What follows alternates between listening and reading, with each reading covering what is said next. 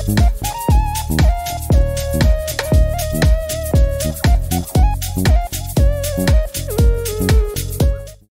কিনছেন নাকি ঝগড়া কিনছেন?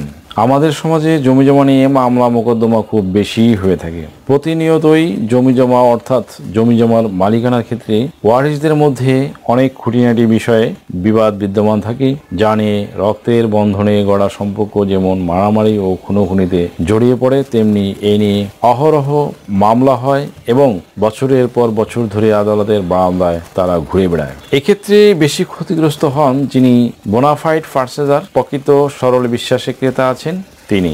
দ্যাট মিনস তিনি টাকা দিয়ে জমির সাথে ঝামেলাও ক্রয় করছেন।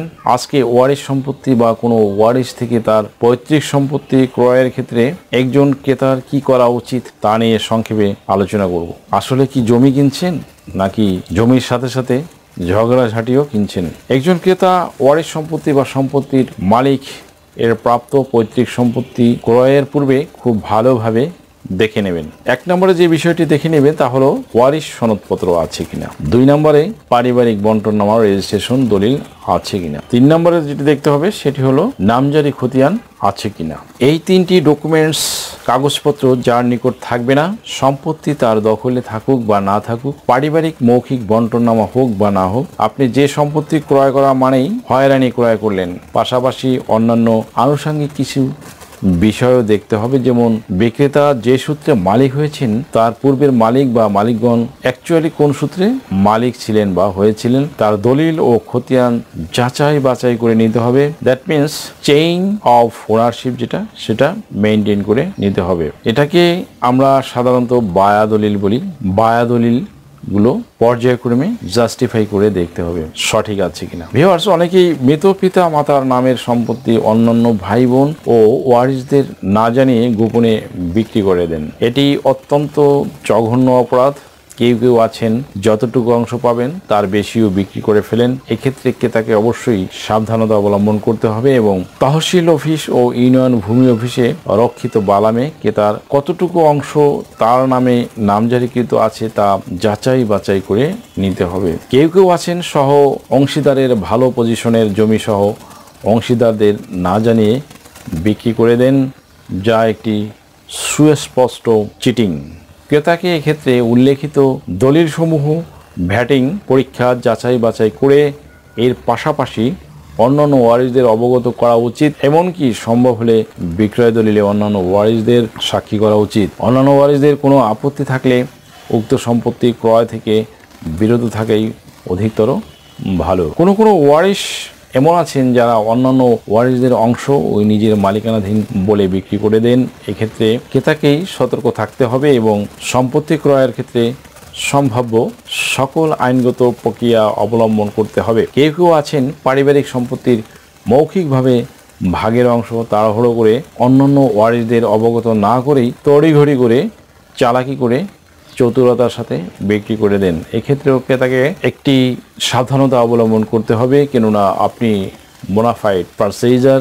এই ঢাল আপনাকে সবসময় প্রোটেকশন নাও দিতে পারে। উল্লিখিত প্রতিটি কাজ আমাদের সমাজের প্রতিনিয়ত ঘটে চলছে, যা অহরহ আপনজনদের মধ্যে বিবাদ, কলহ ও মনোমালিন্য, ঝগড়াঝাটি, রক্তারক্তি, মামলা মোকদ্দমা প্রভৃতি পরিস্থিতি তৈরি করে থাকে। কাজেই সম্পত্তির দলিল খুব গুরুত্বপূর্ণ। মনে রাখতে হবে সম্পত্তির মৌখিক ভাগ কোনো দলিল নয়, তাই মৌখিক বন্টনের কোনো মূল্যই নেই। যেমন মৌখিক কথার কোনো আইনগত ভিত্তি নেই। এখন আপনাদের বোঝার জন্য আমি একটি সিম্পল উদাহরণ দেওয়ার চেষ্টা করছি যাতে বিষয়গুলো পরিষ্কার হয়ে যায়। ধরুন একজন মানুষ সুদীর্ঘ বছর ধরে পারিবারিক মৌখিক ভাগ করা জমি ভোগ দখল করে আসছেন। জমিটার মূল্য অন্যান্য জমির চেয়ে অনেক বেশি হয় তার এই এক ভাই জমির অংশ দাবি করলেন। দেখা গেল যে ওই জমির এক সময় কোনো মূল্যই ছিল না, অথচ ওই জমির পাশ দিয়ে একটি রাস্তা গেল বা ওখানে একটি হাসপাতাল করার পরিকল্পনা নিল সরকার, বা ওখানে কোনো অন্য কোনো সরকারি প্রতিষ্ঠান করার সিদ্ধান্ত নিল, তখন জমির দাম হু হু করে বেড়ে গেল। এই সময় দেখা গেল যে ওই জমিতে অন্যান্য ওয়ারিশরা দাবি করে বসলো। এর ফলাফল বা সমাধান কি হতে পারে? যে যাই বলুক বা মৌখিক ভাগ করুন না কেন, পরবর্তীতে আপন ভাই বোন বা ওয়ারিশ তা মানতে রাজি নাও হতে পারেন বা মানতে বাধ্য নন। তাই ভাই বোন বা অন্যান্য ওয়ারিশ বলতেই পারেন যে মৌখিক ভাগ মানি না এবং এক্ষেত্রে উক্ত সম্পত্তি পুনরায় বন্টন করতে বাধ্য করতেই পারে। আরেকটি জঘন্য বিষয় আমাদের সমাজে চলমান আছে, আর তা হচ্ছে অনেকেই সম্পত্তিতে বোনের অংশ বোনকে না দিয়ে বিক্রি করে দেন। যিনি বিক্রি করেন তিনি যেমন আইনগত ও নৈতিকভাবে গঠিত অপরাধ করলেন, যিনি ক্রয় করলেন তিনি এতে পরবর্তীতে বিপদেও পড়েন বা আইনগত বিবাদে, দ্যাট মিন্স আদালত পর্যন্ত বছরের পর বছর ঘুরতে হতে পারে। ভিউয়ার্স, এক্ষেত্রে সম্পত্তির ক্রেতা সম্পত্তি বিক্রেতার কাছ থেকে জেনে নেওয়া উচিত বিক্রেতা কোন সূত্রে সম্পত্তির মালিক হন বা হয়েছেন এবং সেই সব ডকুমেন্টস পুঙ্খানুপুঙ্খভাবে ভ্যাটিং, দ্যাট মিন্স পরীক্ষা করে তবেই ক্রয় করা উচিত। পৈতৃক সম্পত্তি হলে বা ওয়ারিশ সম্পত্তি হলে ক্রয়ের পূর্বে ওয়ারিশ সনদ, রেজিস্ট্রেশন করা বন্টননামা দলিল, নামজারি খতিয়ান ও বিক্রেতা বা বিক্রেতাদের নামে খাজনা রসিদ দেখে নেওয়া অপরিহার্য। এগুলো না দেখে ক্রয় করলে অন্যান্য ওয়ারিশরা পরবর্তীতে বিবাদ সৃজন করার চেষ্টা করতেই পারেন। সো টাকা খরচ করে যখন সম্পত্তি কিনুন, মামলা মোকদ্দমা কেনার কোনো প্রয়োজন নেই। এই জন্যই এইসব বিষয়ে সদা সতর্ক থাকার জন্য এবং সচেতন থাকার জন্য রিকোয়েস্ট করছে। ভিউয়ার্স, ভিডিওটি থেকে আশা করি সামান্যতম হলেও উপকৃত হয়েছেন। যদি ভিডিওটি আপনাদের সামান্যতম উপকারে আসে তাহলে রিকোয়েস্ট করব চ্যানেলটি লাইক, শেয়ার, কমেন্টস এবং সাবস্ক্রাইব করে পাশে থাকা বেল আইকনটি প্রেস করে দিন, যাতে পরবর্তী ভিডিওর নোটিফিকেশনটি খুব সহজেই পেয়ে যান। তো আজকের মতো এখানে শেষ করছি। দেখা হবে অন্য কোনো দিন, অন্য কোনো ভিডিওতে, অন্য কোনো আইনি কন্টেন্ট নিয়ে। সেই পর্যন্ত সকলে ভালো থাকুন, সুস্থ থাকুন, নিরাপদে থাকুন।